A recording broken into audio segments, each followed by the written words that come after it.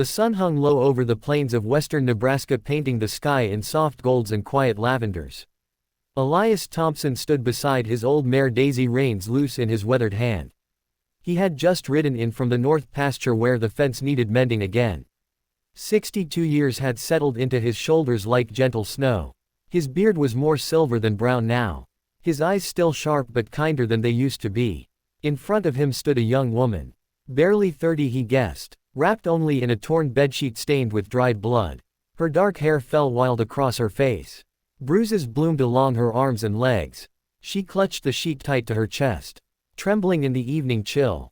Elias had seen her stumbling along the dirt road a mile back.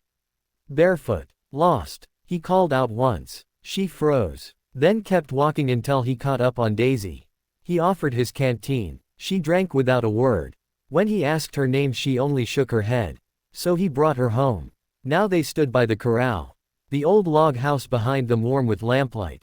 Smoke curled from the chimney carrying the scent of pine and coffee. Daisy nickered softly. Elias rested a hand on the mare's neck, feeling the familiar rhythm of her breathing. "Please," the young woman whispered. "Don't take the cloth off." Her voice was small, raw, like wind through dry grass. Elias looked at the sheet, saw the dark patches, understood they were not all her blood. He nodded once, slow, respectful. "I won't," he said. "You keep it on long as you need." He unbuckled his belt holster, set the revolver on the porch step. Hands open, palms up, a gesture his father taught him long ago, when a frightened colt needed trust. "My name is Elias," he said. "This is the double bar T. Been in my family since 1892. You're safe here." She studied his face, searching for the lie, found only the same quiet eyes that once watched his wife Ruth rock their babies to sleep. Ruth had been gone 12 years now. Cancer took her gentle as a sunset. Left the house too big. The nights too long. The young woman's knees buckled. Elias caught her elbow. Steady, like catching a falling sack of grain. He walked her to the porch. Sat her on the old cedar bench his grandfather carved. The one that still smelled of liniment and pipe tobacco. "I'll get you something clean to wear," he said. "Ruth's things are still in the cedar chest. She was small like you." He disappeared inside, returned with a soft flannel nightgown. Pale blue, faded from many washings. He laid it across her lap, turned his back, gave her privacy. Minutes passed. Daisy grazed the short grass by the gate. A meadowlark called from the cottonwood. The young woman stood, the sheet pulled at her feet. She slipped into the nightgown, buttoned it with shaking fingers. The hem brushed her shins. The sleeves hung past her wrists. She felt swallowed. Safe. Elias turned, saw the bruises more clearly now. A handprint on her throat. Crescent cuts on her forearm. His jaw tightened, not in anger, in sorrow. He had seen marks like these before. On his sister Clara, back in '78, before she left Nebraska forever. "Come inside," he said. "Supper's warm." He held the screen door. She stepped across the threshold. The kitchen smelled of beef stew and cornbread. A single place set at the oak table. He pulled out another chair, set a second bowl, poured coffee black the way his father drank it, added a spoon of sugar the way Ruth liked hers. They ate in silence. The clock on the wall ticked steady, like a heartbeat. Outside the wind moved through the cottonwoods, whispering old songs. When the bowls were empty, Elias pushed back his chair. "I'll make up the guest room," he said. "Clean sheets, extra quilt. You sleep as long as you need." She touched his sleeve. "Wait," she said. "I need to tell you." He sat again, folded his hands, waited. "My name is Sarah," she said. "Sarah Jane Miller. I was driving from Denver. My husband, she stopped, took a breath. "He hurt me. For the last time. I left in the night. Took nothing but the sheet off the motel bed. Walked until my feet bled. Didn't know where I was going." Elias nodded. "I know that road," he said. "It leads nowhere and everywhere. You're here now." He stood, went to the hallway closet, came back with a pair of wool socks. Thick, hand-knitted by Ruth the winter before she passed. He knelt, slipped them over Sarah's torn feet. One at a time, gentle as dressing a child. "These will keep the chill out," he said. Sarah watched his hands, calloused from decades of rope and reins. Yet careful. She thought of her father. Gone since she was 12.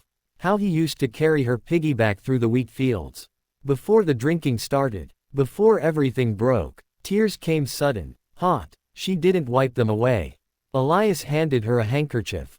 White cotton. Initials ET embroidered in the corner. Ruth's stitching. Cry if you need, he said. Floorboards have heard worse. She did. Shoulders shaking. The sound small in the big kitchen. Elias sat across from her. Not touching. Just present. Like the old cottonwood outside.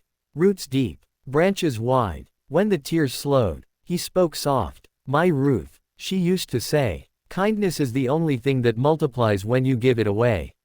I didn't understand when we were young. Thought she meant cookies or spare change. Took me 50 years to see. She meant this. A chair. A bowl. A nightgown. A pair of socks. Sarah looked at the socks. Warm now. The wool soft against her skin. She flexed her toes. Felt the ache ease. I don't know how to thank you. She said. You already did. Elias replied. You trusted me enough to come inside. He showed her to the guest room. A small space under the eaves. Braided rug on the floor. Quilt of wedding ring pattern. Window facing the corral. Moonlight silver on the rails. Bathrooms down the hall. He said. Towels in the cupboard. Water's hot. Take your time. He left her. Closed the door soft. Sarah stood in the middle of the room. Touched the quilt. Smelled lavender from the sachets Ruth sewed. She opened the window a crack. Night air cool. Crickets singing. She bathed. Let the water run long. Washed away the blood. The fear. The shame. Wrapped herself in a towel. Slipped between the sheets. Slept without dreams. Morning came slow. Elias was up before dawn. Milked the 2 cows. Fed the chickens. Started coffee. Pancakes on the griddle. Bacon sizzling. He set the table for 2. Sarah appeared in the doorway. Hair combed. Ruth's robe tied around her. Feet still in the wool socks. Smells like my grandma's kitchen.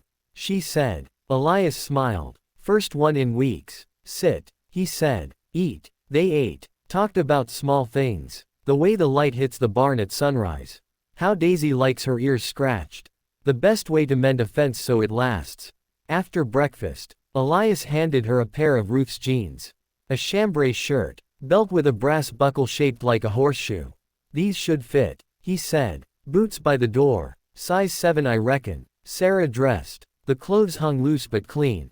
She rolled the sleeves. Cinched the belt. Looked in the mirror by the door. Saw a woman she almost recognized. Elias hitched Daisy to the buckboard. Loaded a basket. Ham sandwiches. Apples. Thermos of coffee. Thought we'd check the north pasture. He said. You can ride or walk. No hurry. Sarah climbed up beside him. The wagon creaked. Daisy leaned into the traces. They rolled slow along the rutted track. Wind in the grass. Hawks overhead. Elias talked as they went. About the land. How his grandfather broke sod with oxen. How the dust bowl nearly took it all.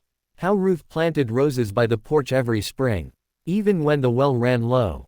Sarah listened. Shared pieces of her own story.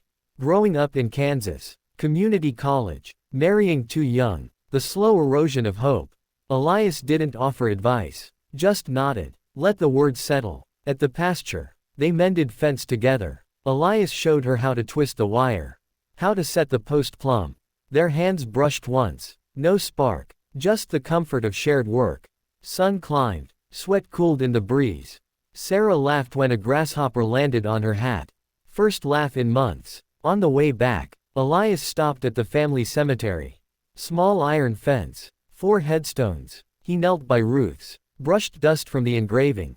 Ruth Marie Thompson. Beloved wife, mother, friend. 1938-2013. Sarah read the words. Touched the stone. Cool. Solid. She taught Sunday school. Elias said. Never raised her voice. Could calm a storm with a look. Miss her every day. Sarah thought of her own mother. Still in Kansas. Phone calls growing shorter. She made a promise to call when she could. Back at the house. Elias fried chicken. Mashed potatoes. Green beans from the garden. They ate on the porch. Watched the stars come out. One by one. Sarah spoke of leaving. Needing to find work. A new start. Elias listened. Then went inside. Came back with an envelope. Inside was $500. Crisp bills. And a note in Ruth's handwriting. Saved for a rainy day. Looks like rain. Sarah tried to refuse. Elias closed her fingers over it. Pay it forward, he said. When you can. Days turned to a week.